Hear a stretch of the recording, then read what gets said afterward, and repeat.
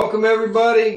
Welcome to the What the Football channel. This is the BH and Scrubber Show. We love the Washington Commanders.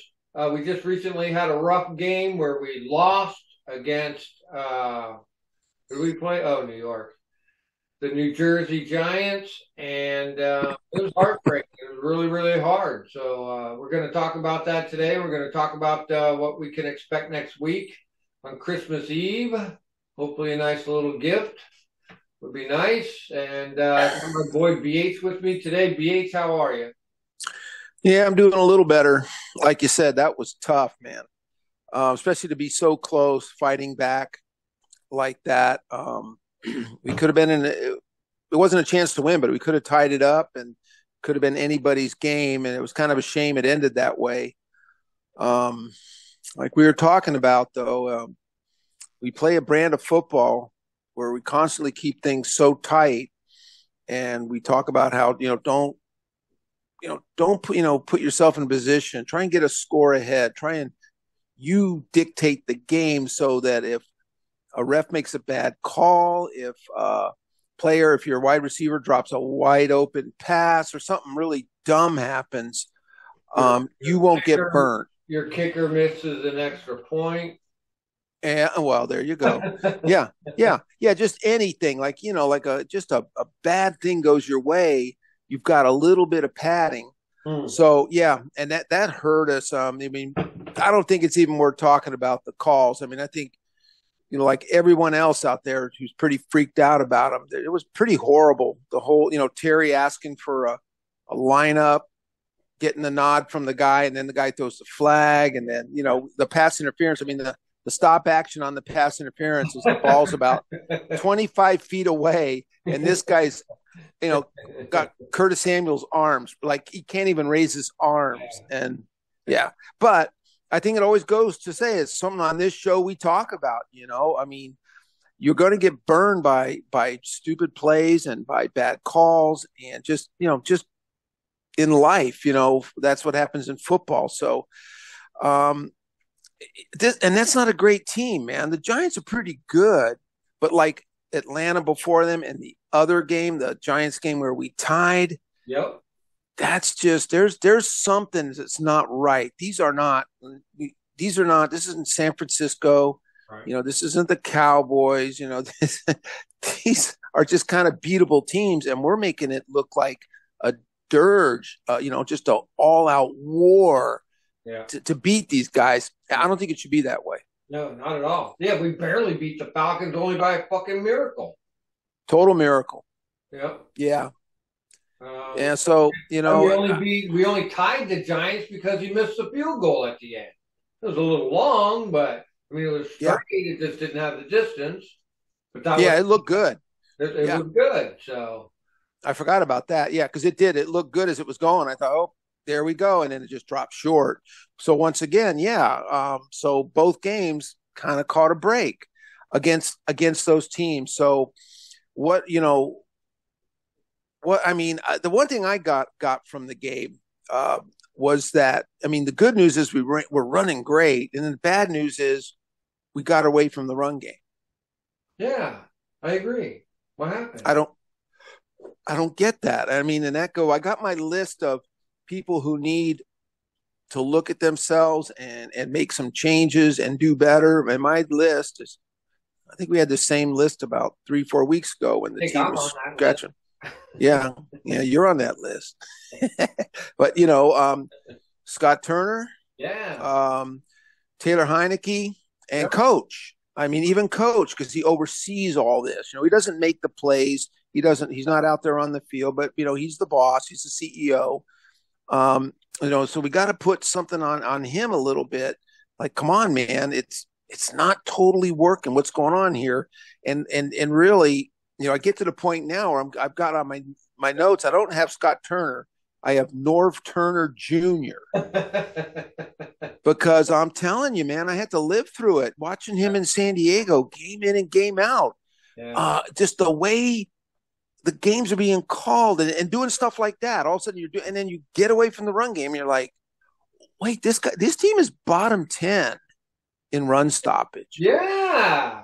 And they get And conversely, they get after it on the pass rush. And boy, we found that out. So, and then how many yards was Brian Robinson? What was he averaging per carry? I don't know. I, I didn't even look at a lot of yeah, stuff. that was like 9 yards a carry. And also he was busting them out. He was doing a really good job. So, and one good thing he did, Scott Turner, I got to give him some credit here. And we were laughing about it during the game, but he did some designated runs. And I thought that was cool. They faked them out. As a matter of fact, they weren't even ready for it because it was so easy. And it was what I kept saying for weeks is no one's going to, if you throw a couple in, no one will expect it. And it's an easy 6 or 7 yards. It turned out to be 9 or 10 and a first down, but it was nothing. Taylor didn't put himself in harm's way. They weren't really ready for it because we don't do it all the time, right. But you got to do it sometimes. And so I'll give Scott a little bit of credit there, but I don't know. I think sometimes maybe he's got his head so deep into the game and into the playbook, he doesn't stand back and just see things for what they are. Yeah. As is. Football. That's what our team is anyway. Yeah. And sometimes the answer isn't trigonometry. I'll give you a good example without getting too long-winded, but let me just explain. Back when we played Tennessee, I noticed Tennessee was in the bottom 10 of covering tight ends. Not terrible, but they're down at the bottom. And now they're at number 7, so they've just continued to get worse. And we had 3 passes caught by our tight ends, and I think we had 5 targets. So I'm thinking, we got a decent group of tight ends. Why didn't we attack them? Well, about 3 weeks ago, Jacksonville played the Titans. Jacksonville's an average team that we beat. They have a tight end named Evan Engram, who's okay. He's not a barn burner. Well, that coach over there, I forget his name. He was the old Eagles coach. He's a smart, offensive-minded guy. I know you know the guy I'm talking about. Peterson? And Peterson. He's a smart guy, right? I don't think he overthinks things. So he didn't overthink things. He didn't do like Scott Turner. They threw to that guy 11 times for 162 yards and 2 touchdowns. He said, well, these guys aren't very good at covering tight ends. Let's just throw it and make those assholes cover them. And guess what? They couldn't. But we got three passes to our tight ends against Tennessee. Once again, it's not that hard, Scott. Don't go so deep. Don't go all mystical on us, dude. Sometimes a team can't cover tight ends. Sometimes a team can't stop the run. Yeah. Go at them until they show you that they can, and then break away and do something different. Yeah. So he has a tendency to do that kind of stuff. And then my other last thing with Turner that just burned me, and we watched it during the game, handing off to Curtis Samuel. Dude, how many times did I call that? What the hell? Five times. Watch this. I've got new graphics here today. 5 times, right? Yeah. 1 yard.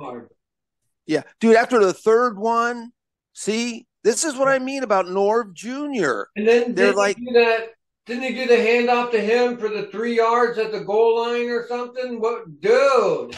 They had Robinson on the sideline or something like that. I forget what it was, but it was something. That's what I mean. See, he's going, oh, yes. Yeah, we got Brian Robinson on the sideline and Curtis Samuel. They would never think we'll go up the middle. Yeah, coach. Yeah, sometimes, coach, just go. I'd rather have seen Brian Robinson run right up the middle, get smashed, and fall backwards. I could live with that. Yeah. But, this whole you're so sneaky and you're so edgy and you've got this insight. And no, you have insight that no one else saw, brother. Because 5 times. Dude, I even was saying, you heard me during the game. What the fuck is going on here? Why is he handing off to him? After the first 2, you're like, dude, what are you doing? It ain't working. In the backfield, they saw it coming and just shut him right down. Crazy. Man. Yeah, so Norv Jr.'s got to up his game. Taylor is starting to, Taylor Heinicke is what he is. Taylor Heinicke plays with just a lot of passion and spunk. He's got talent. He's got talent, but Taylor just has to give everything and give 100% and give his all. to be that guy, which means if you're just not having a 100% game, you're sort of just average. Aaron Rodgers and some of these other guys can have play up to 80% of their potential and still have a good game. That the talent is there. And I don't mean to bash Taylor because he's done so great for us. True. On the flip side, I'm not calling for Carson Wentz. I mean, there were even issues there. Maybe I think both quarterbacks have different issues. But what's that? With the same results. Same results. Yeah, different ways to taking sacks, not making passes. Yeah. Coach did say, though, he was asked in I think it was a J.P. Finley interview. He was pretty blunt about, hey, I've got to look at this. He was open. I forget how he worded it, but he was saying, hey, if things aren't working, of course, we want the best for our team. We'll have to do the best for our team. So, maybe, and he says Heineke's our guy, but that indicates to me that Taylor's on a leash. Basically, if we go out and things are still sputtering, might have to go with Wentz. And that just, that I really don't. No. Change. If you're just trading one out for another, maybe Wentz's freshness coming in with a new attitude. It's hard to believe that could happen, but maybe the guys could say, "Hey, we'll get behind them." I don't know what goes on behind the scenes on the sidelines during practices, all that kind of stuff, but it's possible. I really don't. I'm open to fucking Sam Howell at this point. Yeah, you know what I mean? Yeah, and it just whatever's going to win. I agree. San Francisco next week, they got their guy. Purdy or whatever his name, Mr. Irrelevant. So, you could pull a guy like Sam Howell.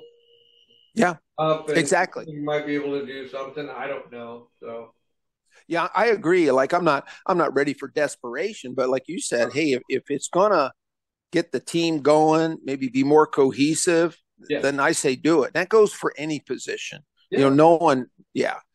So, let me see. Yeah, Ron's contemplating a change. I mean, I will say the only thing in Wentz's favor, there's three things. When Wentz came, he was new. So he did have a new system. That's first and foremost.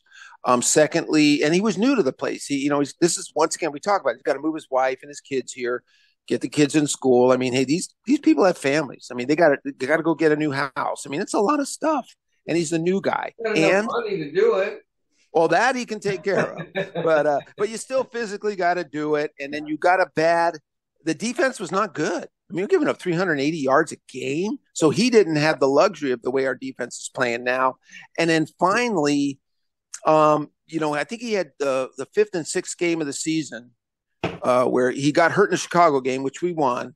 And we did have Brian Robinson and he did play a little, but it really wasn't the Brian Robinson show yet. And so Taylor has benefited from the way Brian Robinson and Antonio Gibson are playing in the running game. So that's been really good for him too. Sure. Carson didn't have all that. So, I mean, there is the plus side is if they, I hope Taylor plays lights out. That would be great. I think he fits our system better. But the plus side is if Wentz does come in, there's a lot of factors that are already in his favor coming in that he didn't have day one when he started. Good point. So, yeah. So what about this San Francisco team, man? I mean, that's a tough haul going to the West Coast against a good team. Yeah, I think though, like they did do good, but I don't think the teams that they were necessarily playing. I know they played Tampa and Tom Brady, but they're playing like shit.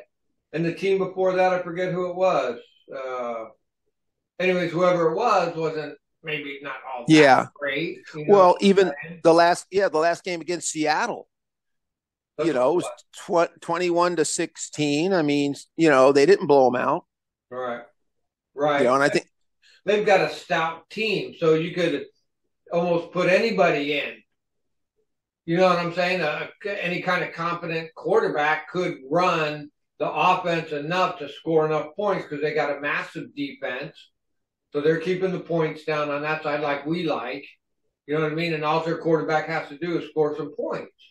So, and with all the tools that he has at his, discretion there, you could put Russell Wilson in there, and he might be able to do something. So, Well, maybe. sorry, Russell Wilson's dick. Ow. Yeah. But yeah. So, I mean, yeah. So San Francisco, I mean, they've done well, but it's not. I mean, here's an interesting thing. Doesn't mean anything, but I was looking at their schedule. They actually lost to Chicago and lost to Atlanta. See? I guess everyone has their bad days. Yeah. But yeah, their defense is pretty tough. Now, here's the interesting thing you can throw on their defense. The run is pretty tough. They're going to be, but the good thing about that is we won't give up on the run. We'll take it to them, but you can move the ball through the air. I mean, not easily, but they're not that tough on the back end.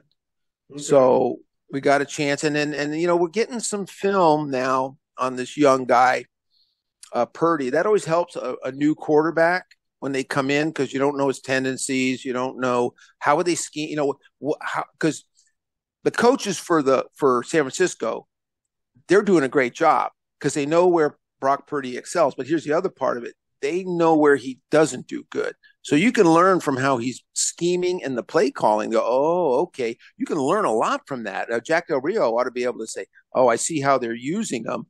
And you get some game film on this kid now. Not as college film. You're watching him in a pro set, in a pro offense, and you're watching how they utilize him. And you can learn some stuff. So hopefully we got enough film on him that we can, because he's done great. I'm not going to put this kid down, but now that you got some film on him and you can watch him and see him, game in and game out, we ought to be able to put some pressure on him.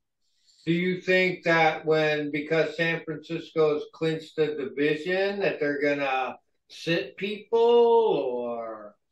Not yet, because I think what they'll do, no, because they want that second seed. Right. I think it's always good to fight for the seed because, with the second seed in the second round, if that first team, that number one seed gets upset, all of a sudden you get the next two games at home. So, you're always fighting like hell, for us wild card folks, who cares? We're on the road. Forget it. So, I think they're going to play. They really want to open up and get ahead. I mean, they're fighting with Minnesota, trying to kind of catch them for the number 2. I mean, they're not worried about Tampa Bay. That's for damn sure. So, but yeah, they'll, this is, I'm not going to say it's bleak, but when you come off a loss like we did, and then you got to go all the way to the West Coast to play a really good team. I mean, if you're writing a story, the story looks a little dark, but hey, that's why they play the game. And I mean, I hope our guys are psyched for it because they know their playoff lives depend on it.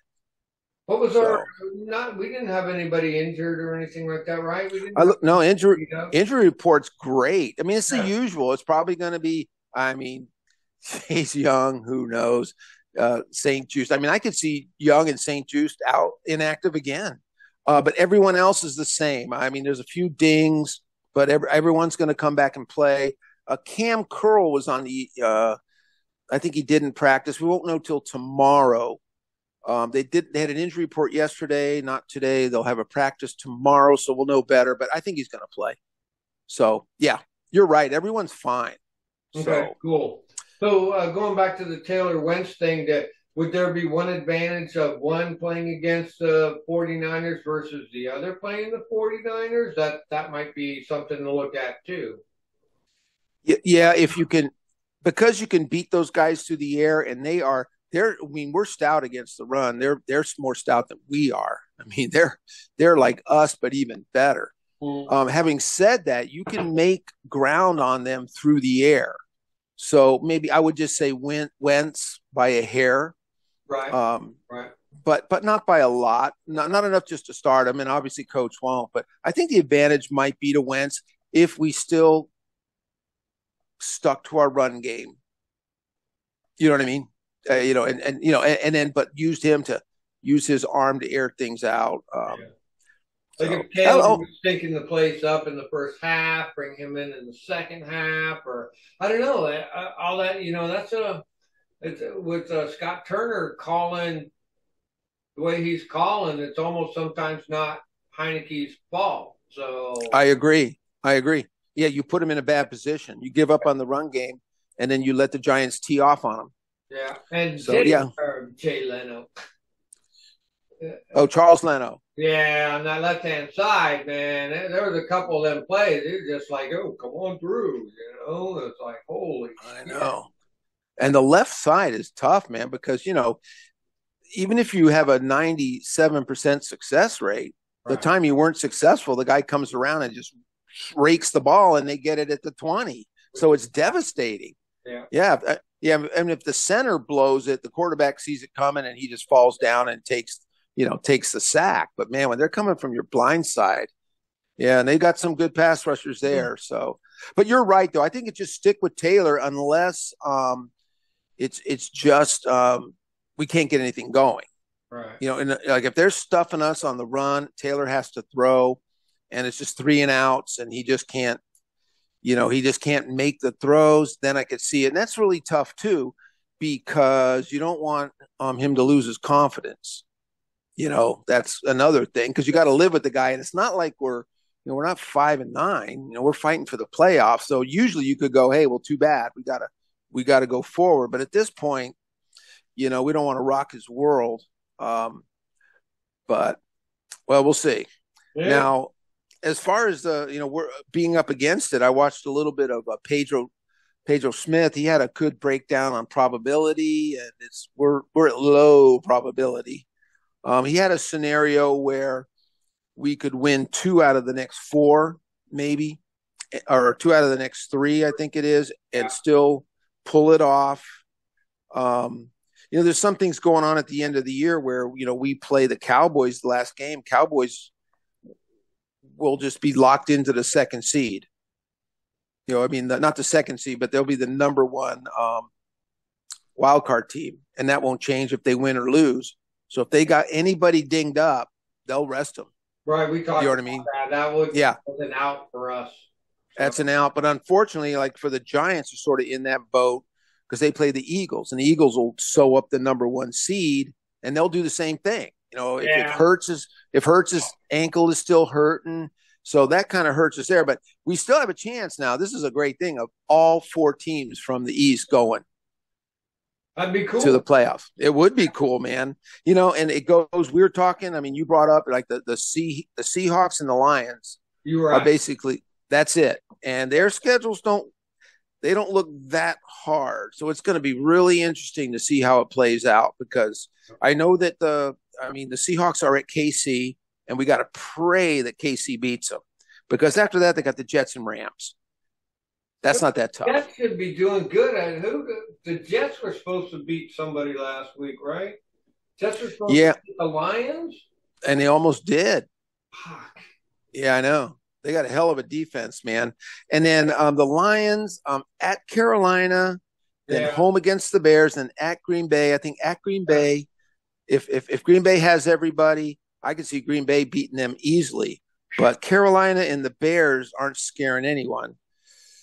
We just got to see how the games go. But I mean, it's when someone says they have about a 28% chance, I say that's about right. Because when I look at these games, that's what tells me. Now we'll know a whole lot more after this weekend.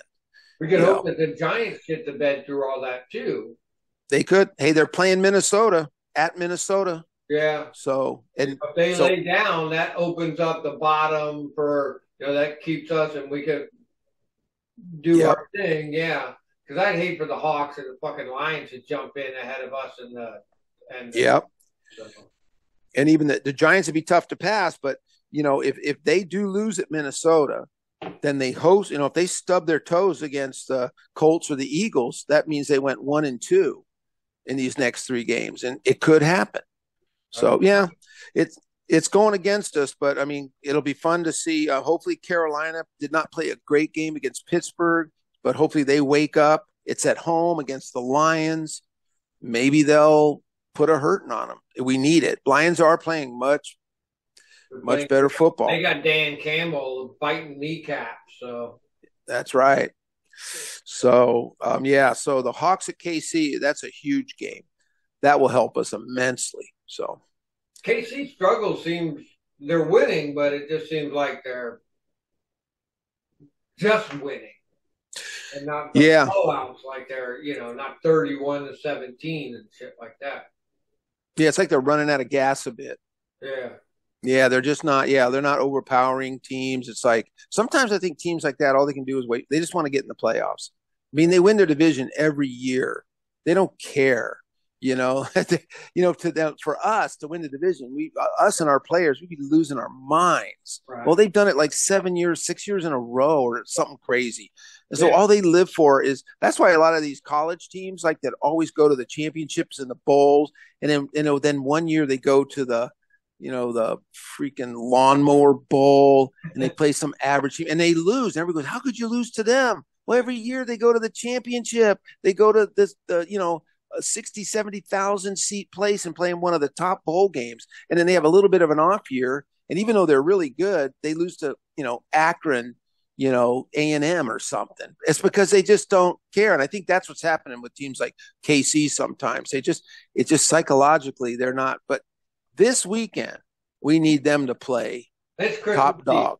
Yep. Yeah. Eve, all them. I think most of the games are on the 24th. I think there's 3 games on the 25th and 1 game on the 26th.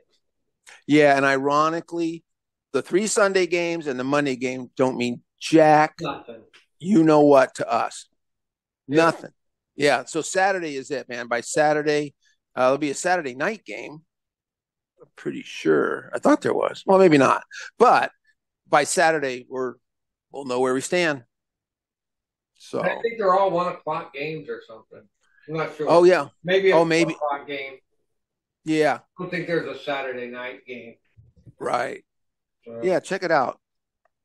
But they might move. They might have some, like you say, some 1:00 and 4:00 games, but not a late night game.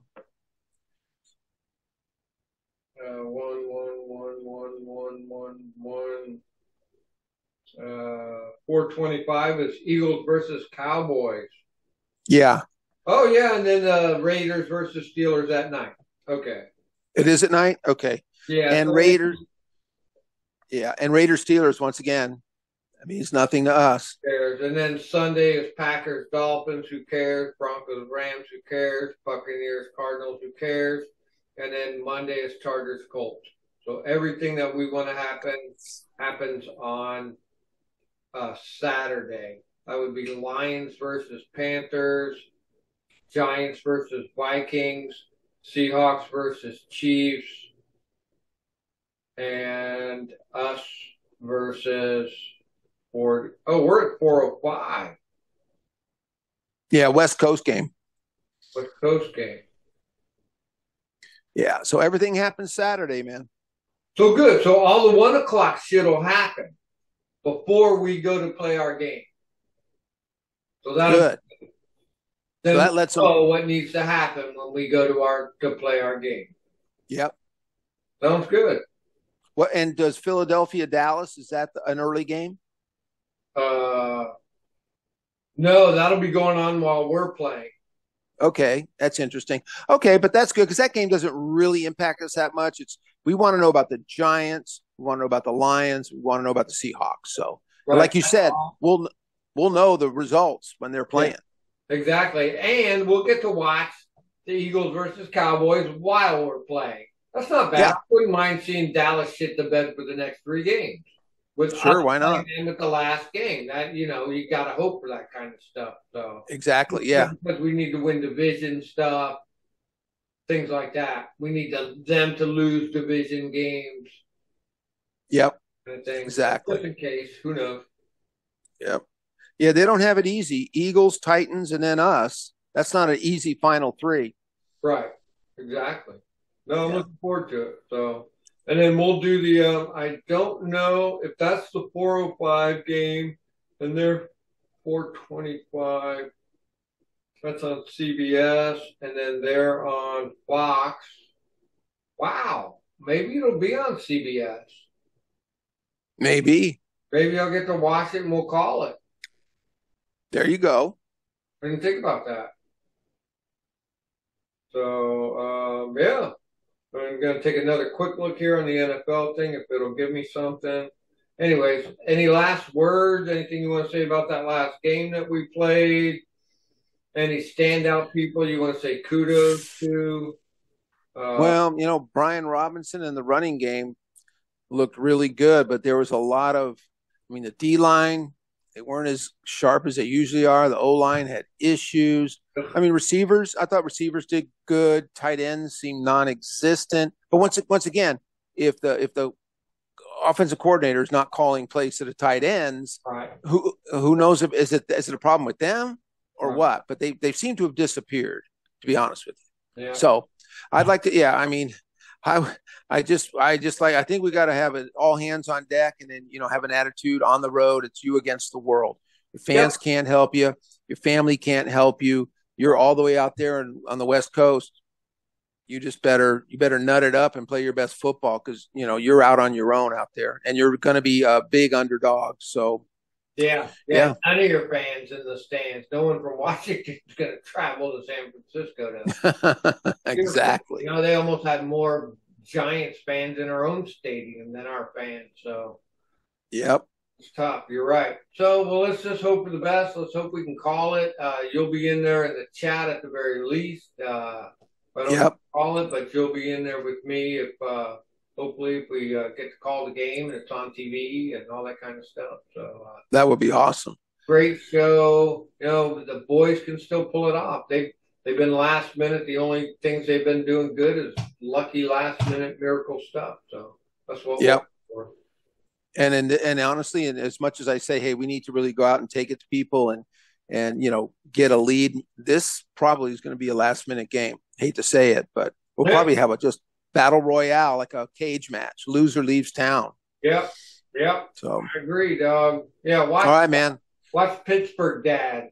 He's got a couple wrestling references in it. That are really, really good. Yeah, that guy's good. Pittsburgh Dad. I like his stuff. So yeah. All right, man. Good. So yeah, great show, dog. Thanks, everybody. Right. We'll see you man. At the game on Christmas Eve. Christmas Eve, man. See you there. Later, guys.